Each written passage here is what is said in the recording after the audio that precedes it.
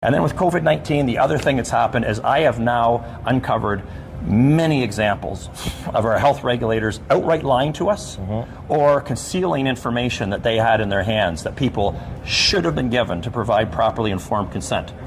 And let me just give you an example. The BC in British Columbia, they've got a Center for Disease Control in British Columbia, all right, their health regulatory agency. Lee Turner is a lawyer out there who represented Dr. Charles Hoff. He, through a Freedom of Information request, was able to obtain data from the BC Center for Disease Control.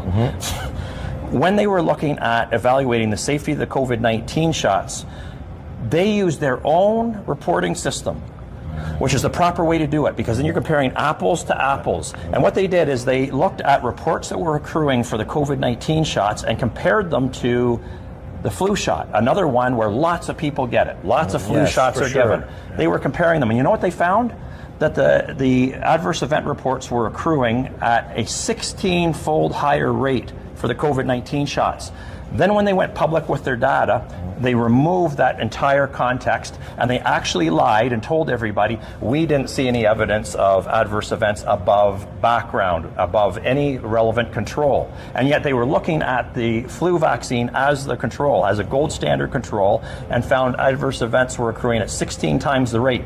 Worse, they had in the Freedom of Information request, in their own documentation, the Bonnie Henry and the Center for Disease Control in British Columbia were reviewing. They were accruing, they met each week and looked at the safety data, and each week they kept adding to the numbers of serious adverse events that were accruing for the COVID-19 shots. When they went public, they slashed that number by over 80%, by over 80%. And I'm looking at this as a scientist thinking, how did they come up with this vastly lower number? You know how they did it?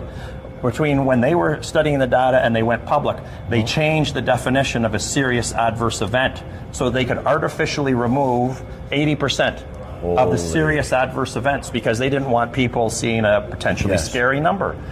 That is lying. That is lying to the what public. They want them to see. So anybody who would accuse me as a vaccinologist of being an anti-vaxxer or somehow promoting vaccine hesitancy, the onus is on our health regulators. When you lie, you lose people's trust. That's right. And I cannot trust their health regulators anymore. So when you ask me that, it's a long way to get to it, but to get back to your question of what do I think of other vaccines, I think I can't trust the people who told me that they are safe and effective.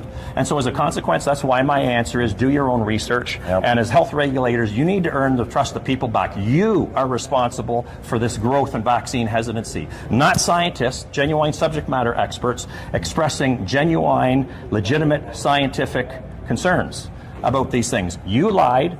You've driven the vaccine hesitancy, and if you want people to take up in high numbers these, any vaccine, including historical vaccines, why don't you go back and do the proper safety studies and be completely 100% transparent about all safety data that you have and that you accrue, and you can earn people's trust back.